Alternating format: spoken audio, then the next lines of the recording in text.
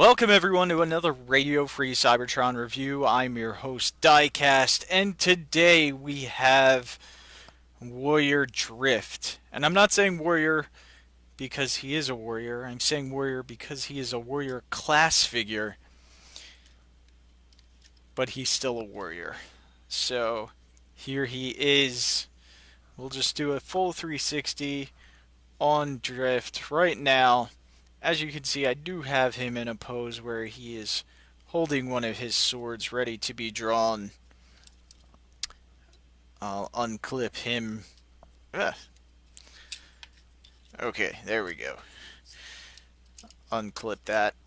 The swords slide in right here, and they do have a little ball on them at the end, so they do click in. So just if you push it a little bit more, you'll get that click in. And they sit on his side just like that. These waist pieces, you can flare them out, but it's kind of a little bit too far of a flare for me, so I leave them in along his legs, and you can still, spread his legs, and those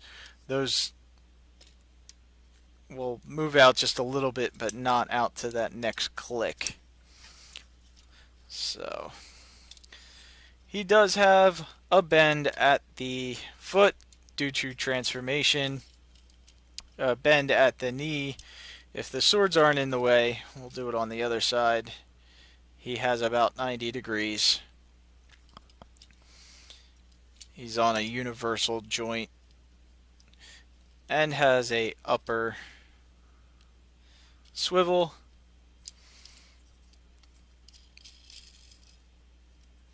Arms are on a ball joint right here at the chest, and also they get a little in and out movement at the shoulder. Right back there you can see the metal peg. And then the arms are on a double joint, but it is not so the arm can bend up more than 90 degrees. It is just for transformation purposes to collapse the arms. And that is all the double joint is there for.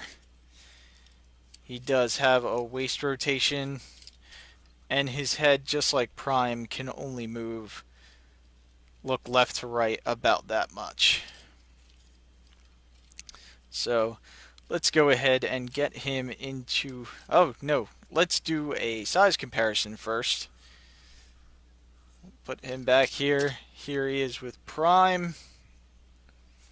Here he is with Bumblebee. Just so you can see how they stack up. And here he is with Strong Arm as well. So let's get them out of the shot. And we can go back to the transformation. Transformation, first thing you want to do, we'll take out his swords. Gonna peg his legs together. Flip these feet up. Just like so. Rotate him at the waist. Flip this panel up, which will cover his face. Then you want to straighten the arms, collapse the arms. Like I said, with that double joint, that's what helps collapse the arms. And you can flip this panel back, and then the arms peg in at the chest and also down here right at the bottom of the rocker panel. And I must say all the pegs on this are pretty tight, so you do kind of got to squeeze it just a little bit to get everything pegged together.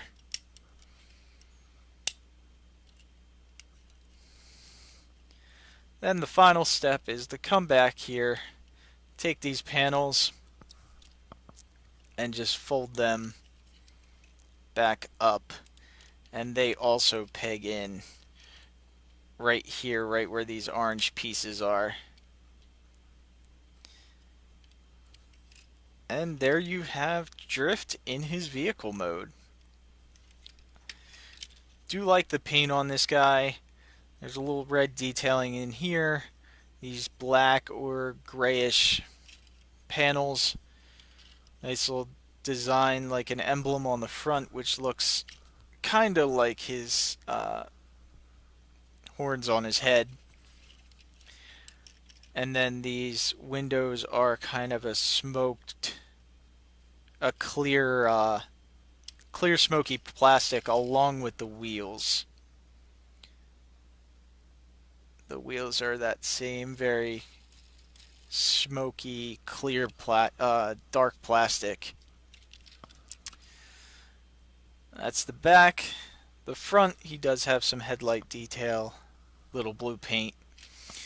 And on the bottom here, you can clip in the swords. You can put one on each side.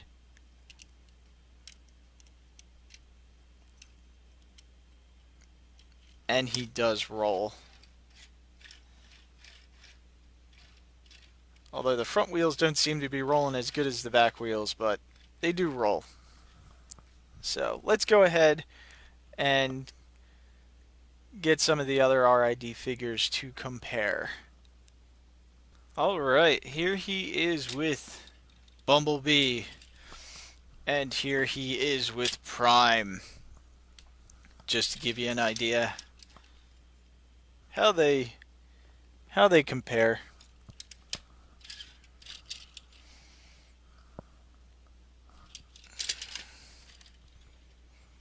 He is a little bit wider than Bumblebee. If you line these up, you can see with the fender flares on the front here, he is just a little bit wider. And there you have the Robots in Disguise Warrior Class Drift.